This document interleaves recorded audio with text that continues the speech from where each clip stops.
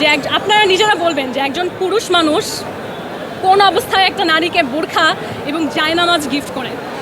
নিশ্চয়ই তার সাথে কোনো খারাপ কুসম্পর্কে এটা সম্ভব না। আপনি একজন মুসলিম হয়ে, উনি একজন সৌদি রাষ্ট্রদূত, উনি মানুষকে হজ ভিসা দান করেন এবং আমার বলাতে উনি একজন অপরিচিত মানুষ যিনি কোটা বৈষম্যের কারণে হজে যেতে পারছিল না, তাকে রমজানে সাহায্য করেছে হজ করার জন্য। সেই মানুষ আমার মনে হয় না তার সাথে কুসম্পর্ক থাকলে তাকে জায়নামাজ গিফট করবে। হ্যাঁ, এটা সৌদি জায়নামাজ, এটা নামাজ পড়ার পোশাক। এবং আমি আপনাদের জন্য একটা জিনিস নিয়ে এসেছি আজকে। এটা বক্স, তবে আমি খেজুরও নিয়ে এসেছি, আপনারা মিলিয়ে দেখবেন। হ্যাঁ, এই বক্স হাতে নেওয়া ঈসার ছবি আছে।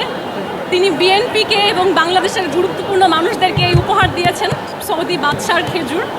এটা কিন্তু আমি মনে চাইলেও কাউকে দিলাম সেরকম উপহার না, এটা আমার কাছে এসেছে বাংলাদেশের পররাষ্ট্র মন্ত্রণালয়ের ডিজি শফিকুরের মাধ্যমে, কারণ এটার জন্য অ্যাপ্রুভালের প্রয়োজন হয়। এটা সৌদি বাদশারা দেয় হচ্ছে একটা সৌজন্য, একটা গুরুত্বপূর্ণ ব্যক্তিদের জন্য।